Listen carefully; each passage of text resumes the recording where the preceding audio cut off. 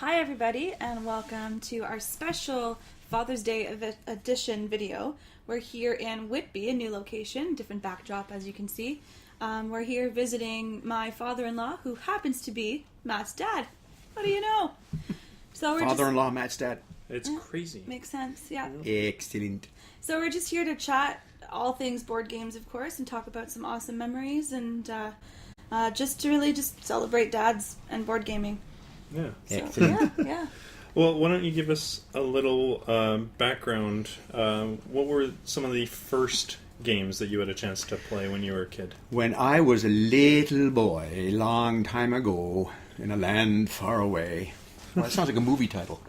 Anyway, my first recollection of a game that I played was Snakes and Ladders. Chutes and Ladders, or Snakes and Ladders, I guess. Depending on where you live. Where you live, yeah.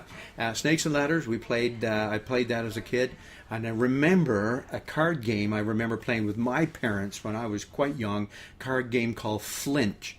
Now, I don't know if, I'm from Newfoundland originally, so I don't know if it was a Newfoundland game or what, but we played Flinch for hours, and it was similar to the game I've played recently called Dutch Blitz, where you come around and you can be mangled because you're slapping cards down and doing all kinds of stuff, and you can have a lot of fun with it. But it was that kind of a card game. Those two games really stand out in my memory. Oh, excellent. Yeah. Now, you also had a lot of games with family. Yeah, and in particular, it'd be your grandfather on my father's side. On your father's side. Yeah. What were some that you played with them? Pop and Nan Percy. We used to gather around in their house in Newfoundland and play Monopoly literally for hours. And it was funny because Pop Percy was a notorious cheat. His house, his game, his rules, he wins. That's it. Game over. And so much fun. Oh yeah. Nan and Pop had to sit apart because he would be sneaking over and taking her money off the Monopoly board, and so much so she ended up having to put it down in her bra and trying to keep it away, but he didn't care. He just reached down and get it, and like it scarred me for life. Anyway, we had so much fun, literally hours around the table playing Monopoly with Nan and Pop Percy in Newfoundland. Mm-hmm. Yeah. And what was the other game that you had played with them? Well, Pop, as you remember, Pop Percy was a carpenter. He worked for Sea and Rail all of his life, and could do anything with a hammer and saw and make anything. And he made this beautiful Chinese checkers board with the little divots and the marbles and the different colors, and it was absolutely gorgeous. We used to play Chinese checkers, and I remember seeing the board. His house, his game, literally his board, and his rules, and he wins. Yeah, there you go. Yeah. But we had a lot of fun, a lot of memories around that board game, I can tell you that, yeah. That's funny. So what are some of the newer games that you like? When we come over, we always bring games, and it seems like Matt's always showing you the newest game that we buy. Well, we've had a couple of games that we've played.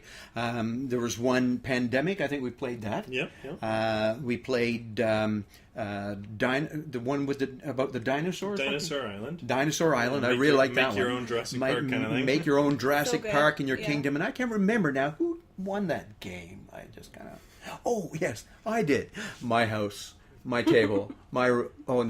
Game. Your game. I still won. I mean, try to get it down through the family line. There you know. you So go, right. that was a lot of fun. And I remember when you were young, younger, we played a lot of Risk. Yep. A lot of world domination games and Risk. And of course, Dutch Blitz, and that's another hand mangling kind of game that we used to play together. And then the family favorite game of all times. And no matter who you play, the rules change. Yeah. And that was Rook. Yeah. And I remember so many times, so many memories, especially. Now, I don't know if you know this about me and Matthew. Probably hasn't shared with, but I'm a pastor of a church. And they're the worst. Pastors are the worst. I remember when I was pastoring a church in Saskatchewan, a fellow pastor and his wife, we got together and we're playing this game. And I was winning for the first time. I never could win at Rook. Never get any luck. Never get anywhere. And I was winning. And he had this hand, and he just took me down and disseminated all my points just because he could. And he wanted, and he didn't want to let me win. I was like, seriously, I was that close to winning the game, and he took me down, and I'm scarred for life. Anyway, it was a lot of fun. Yeah. Yeah. Pastors are the worst. Now, another game that I've had a chance to bring here, and maybe we can get a pastor's perspective on it, was the game Commission. Oh, yes. That's Commission. That was a fairly good game, and it's based on the travels of the Apostle Paul in the New Testament era and stuff like this.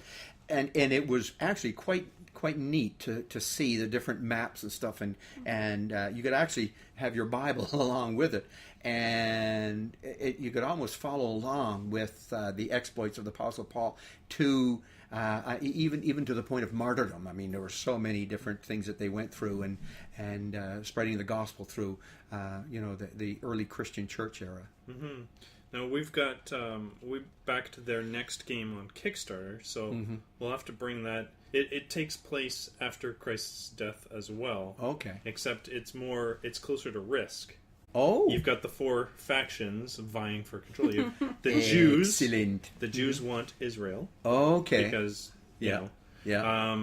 Rome wants control of Rome. Right. Christians want to convert everyone. Exactly. But there's an outside coalition of barbarian races that are trying to retake their lands from the Romans. Yeah. So you've got a little bit of very everything. Interesting. You got to bring that next time you come. Well, it comes. I think it'll be coming at the end of the year, or if not early next year. So. Okay. Excellent. Wonderful. Yeah. And what would you say is your favorite style of board games? There's party games, there's strategy games. Do you like the heavier stuff, or somewhere in the middle? Well, when it comes to strategy games, I mean, I'm an old guy, so if it takes too long for me to learn a game, or if it's too involved, the strategy-wise, there's a tendency you might lose interest or whatever. It takes too long to learn or anything like that.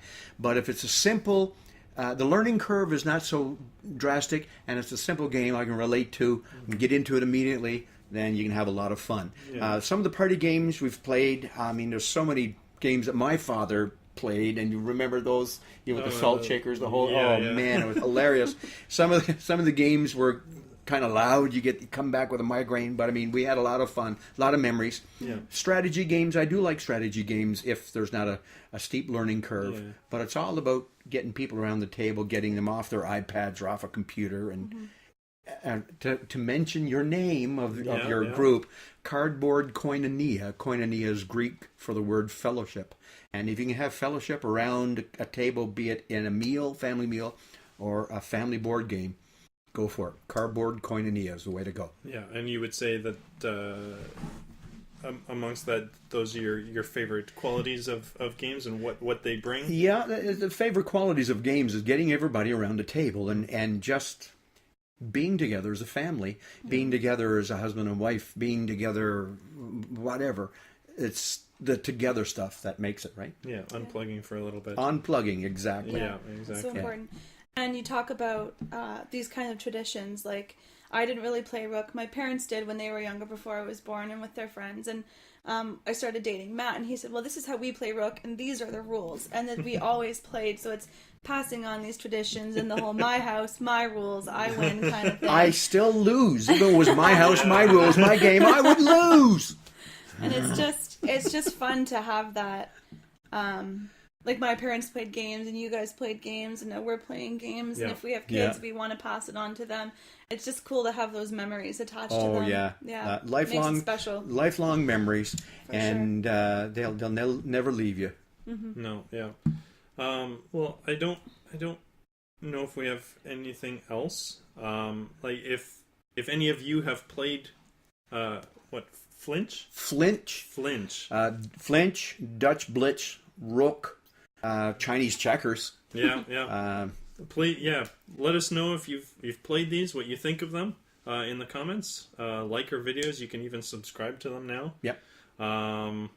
Visit us on Facebook. We've got a group. We've got a page. We have a website. We even have Instagram. Yep. All sorts of things. Please stop by. Let us know if you're playing games with your fathers. And until our next video, which It's going to be me with my dad, who also happens to be Matt's father-in-law. no, it's crazy Weird. how that works. Oh, Yeah. that's amazing how that works. Yeah. Wow.